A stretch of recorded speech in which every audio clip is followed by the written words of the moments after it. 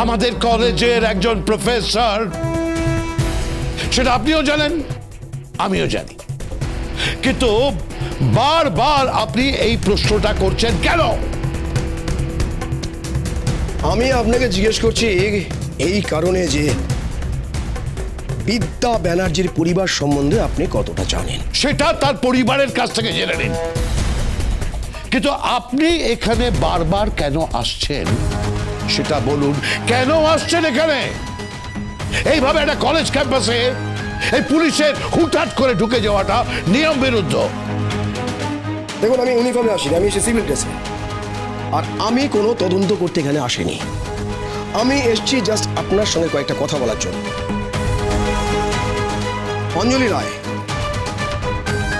অঞ্জলি রায় যে মেয়েটিকে ভর্তি করা নিয়ে আপনার তীব্র আপত্তি ছিল, অথচ আপনি রাহুল আগরওয়ালের কাছ থেকে 25 লক্ষ টাকা ডোনেশন নিয়েছেন, এবং সেটা এই শহরের সবাই জানে তো।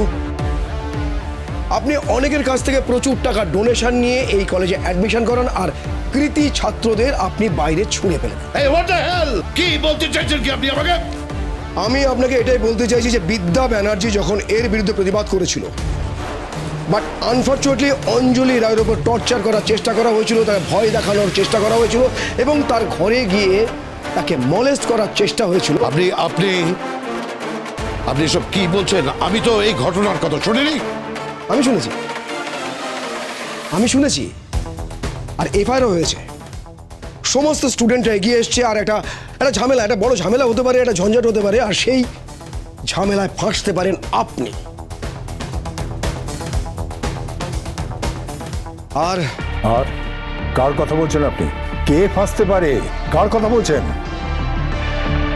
হ্যাঁ, কার কথা বলছেন আপনি? আপনাদেরই কলেজের একজন সিনিয়র স্টুডেন্ট, আর সেই সিনিয়র স্টুডেন্টের নাম শ্রাবণ।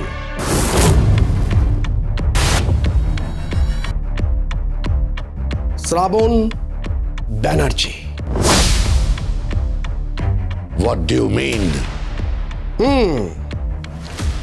If I am not wrong, এই কেসটাকে ধামা চাপা দেওয়ার চেষ্টা করা হচ্ছে, আর সেই ধামা চাপা দেওয়ার চেষ্টা করছেন হয় আপনি, নয় শ্রাবণ ব্যানার্জি,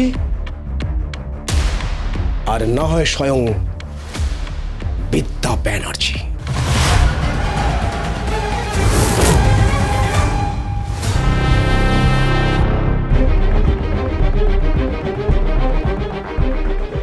এই এই তোরা জানিস অঞ্জলি রায়কে শ্লীলতাহানি করার চেষ্টা করেছে শ্রাবণ ব্যানার্জি। বলছিস কি? তোমরা সবাই হলে চলো, সবাই হলে চলো। প্রত্যেকটা ছাত্রছাত্রীর কানে খবরটা ছড়িয়ে দাও যে বিদ্যা ব্যানার্জির ভাই শ্রাবণ ব্যানার্জি কেসটা করেছে। শ্রাবণ ব্যানার্জি কেসটা করেছে, আর এর পেছনে ওই বিদ্যা ব্যানার্জির মদত আছে। সবাই চলো,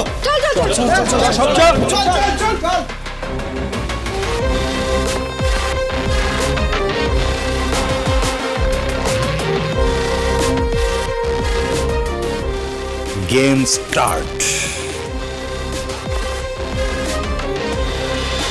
প্রফেসর বিদ্যা ব্যানার্জি, সোম থেকে রবি প্রতিদিন রাত 8:30টায় স্টার জলসায়, জিও হটস্টারে।